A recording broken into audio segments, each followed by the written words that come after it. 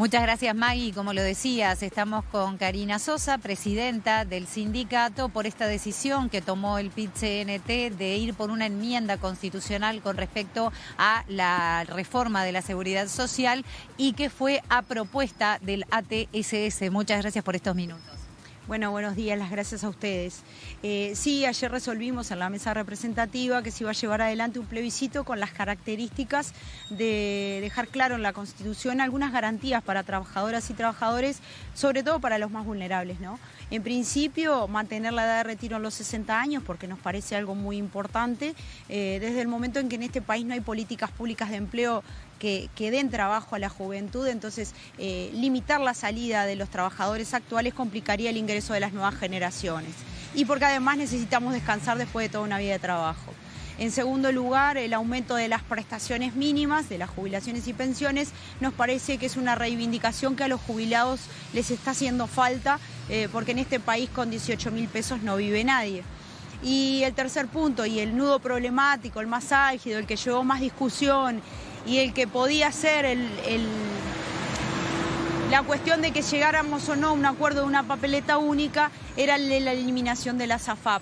Nosotros entendemos que esos más de 1.200 millones de dólares anuales que se le transfieren a estas empresas privadas golpean duramente al Banco de Previsión Social, que es después quien definitivamente otorga los beneficios a la gente y obviamente que controla el sistema de seguridad social en este país mayoritariamente. Esta decisión entonces implica que van no contra toda la reforma, sino contra estos 3 puntos de forma constitucional, a través de una reforma constitucional, y en lo que habría diferencias es sobre todo en el tema de las AFAPs.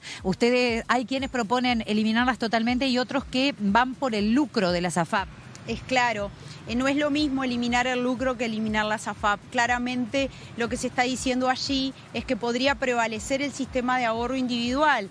Nosotros entendemos que el ahorro individual es propicio para aquella gente que gana mucho dinero y que también puede hacer un seguro privado.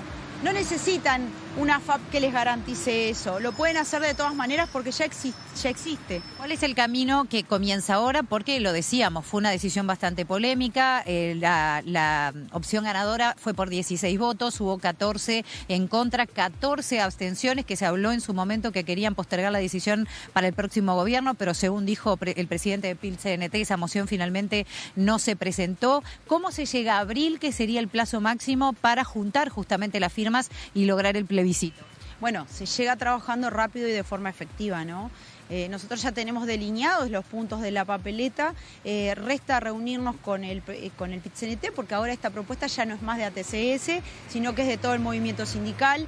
Y si bien hay una división de la votación, que es cierto y hay que reconocerlo, también hay que considerar que el PIT-CNT debe asumir como propia todas las batallas y todas las luchas, ¿no? Y más una que se plantea la redistribución de la riqueza como pilar fundamental.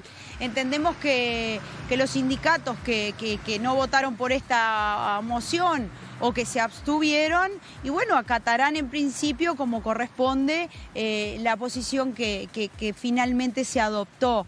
¿Generó rispideces o hubo cierta presión, entre comillas, siendo que, por ejemplo, algunas áreas del Frente Amplio fueron por una moción u otra con respecto a lo que iba a pasar en la votación de ayer del PIT-CNT? ¿Pudo haber una flechada de cancha?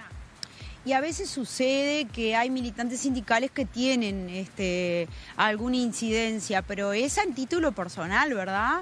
Nosotros no podemos tomar algo personal como algo colectivo. Los partidos políticos tienen su trabajo para hacer en el Parlamento. Los trabajadores tenemos la obligación de defender con independencia de clase lo que tenemos que hacer. Y esto es lo que tenemos que hacer. Lo que opinan los partidos políticos va de suyo. No es una cuestión que a nosotros nos limite en la defensa de la seguridad social.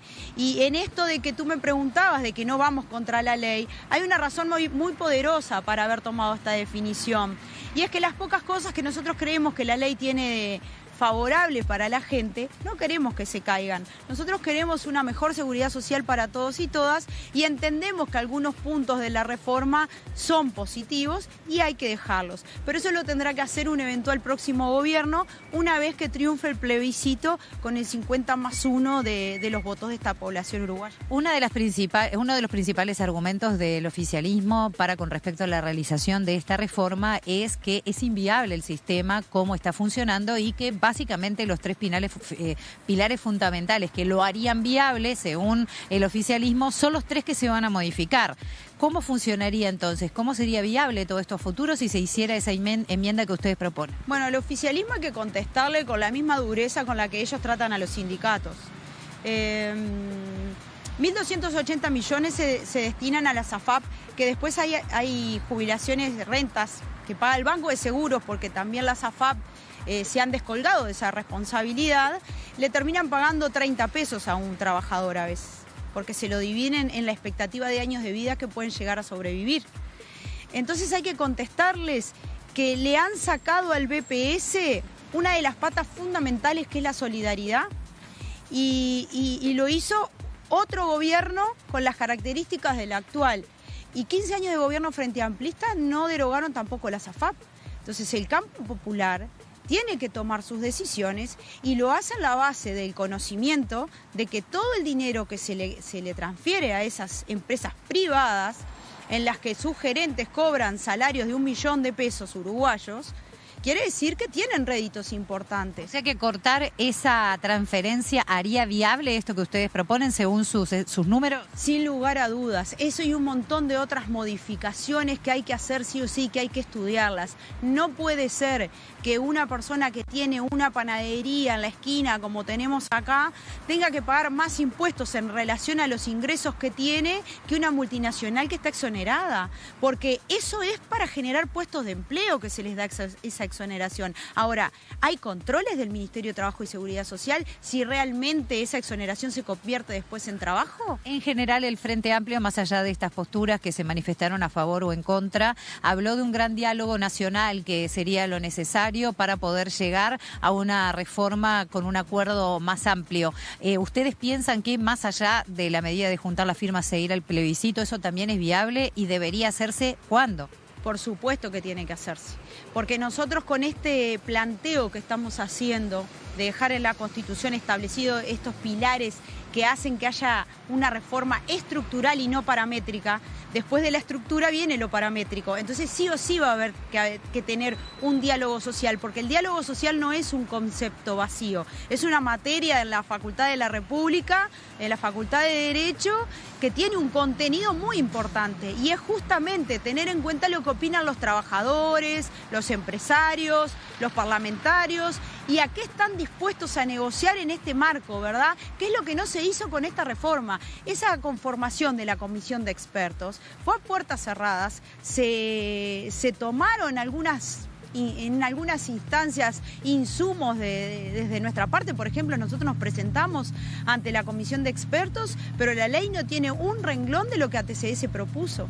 Muchas gracias por estos minutos. No, las gracias a ustedes, como siempre. Era Karina Sosa, presidenta de la Asociación de Trabajadores de la Seguridad Social, y por supuesto vamos a seguir atentos a cómo continúa esta situación, porque la definición fue tomada en las últimas horas en la mesa representativa sindical. Volvemos con ustedes a Estudios.